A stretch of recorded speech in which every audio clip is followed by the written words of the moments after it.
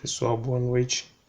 Na aula de hoje vamos falar sobre tecnologia de alimentos, mais precisamente sobre a evolução destes processos de conservação dos alimentos que são conservados, alimentos processados. Vou apresentar para vocês rapidamente aqui, para o vídeo não ficar muito grande, uma linha do tempo sobre as tecnologias de conservação. Desde quando o homem começou a estocar, preparar seus alimentos, até os dias atuais, né? Para saber como que a gente chega na nossa mesa o miojo de cada dia, o refrigerante, os enlatados, entre outros. Então, vamos lá.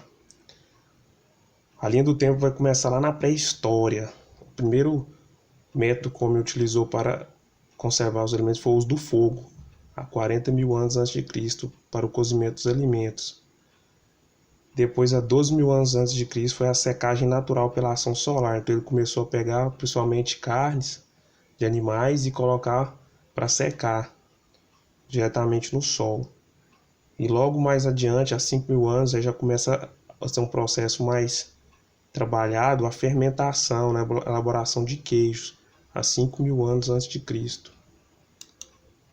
Na Idade Antiga, dos 4 mil anos antes de Cristo até o século V, houve um processo chamado piclagem, 2.400 anos antes de Cristo, que eram conservas com vinagre e sal, conservas de picles. Esse processo acontece pela fermentação láctica do alimento. É uma fermentação natural que vai ali conservar o alimento e eliminar bactérias. 1500 anos antes de Cristo, houve a defumação. A defumação nada mais é do que o processo de conservação quando o alimento é exposto à fumaça, né? Tem aí linguiças e vários outros embutidos aí que são defumados. A elaboração do bacon, por exemplo.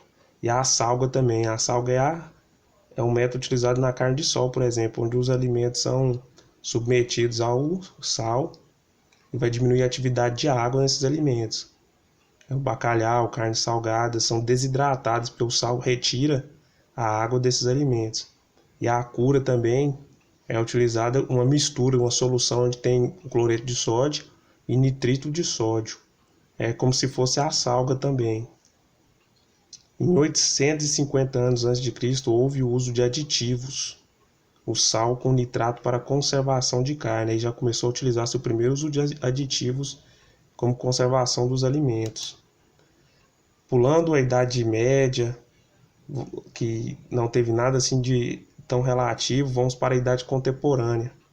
Em 1789 adiante, a piclagem novamente, que teve muita utilização nessa época, e logo após o século XVIII veio a Revolução Industrial, com a mecanização das coisas, houve o tratamento aí em recipientes hermeticamente fechados. Hermeticamente significa que é totalmente vedado, totalmente lacrado, para que não entre nada aí em potes ou latas. No século XIX começou-se a utilizar refrigeração e congelamento, então já houve aí a utilização de energia elétrica para conservar os alimentos. E depois veio a fabricação do leite condensado, em 1853. O leite condensado que não é condensado, seu processo não passa por condensação, e sim por evaporação, né, que é a absorção de calor. E depois é adicionado açúcar, né, no leite condensado. Então ele não passa por uma condensação, e sim por um processo de evaporação. Porque eles colocaram esse nome de leite condensado porque já existia um processo de leite evaporado, que logo adiante vamos falar dele. Em 1859 tem a refrigeração por compressão de vapor de amônia. Essa compressão por vapor de amônia, ela acontece por uso de um compressor onde a amônia retira o calor do meio. A amônia ela tem uma ação antimicrobiana, usa como agente onde combate os micro-organismos. E além disso tem características melhores do que o uso do dióxido de carbono e do SO2, dióxido de enxofre. Já na segunda metade do século XIX, em 1860, começou a fabricação de carne enlatada. E em 1865 a pasteurização, criada por Louis Pasteur, e foi o processo de patente da pasteurização. Nesse início a pasteurização mais simples, no aquecimento ali, eliminação de micro-organismos. E depois a fabricação do leite evaporado, que eu havia falado com o leite condensado. No leite evaporado, cerca de 60% da umidade do leite é removido. É uma remoção parcial dessa água e, diferente do leite condensado, não vai açúcar no leite evaporado.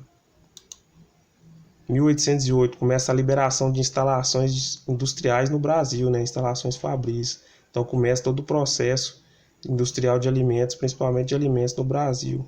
1904, processo de recravamento de latas. Então as latas já eram recravadas, tampadas.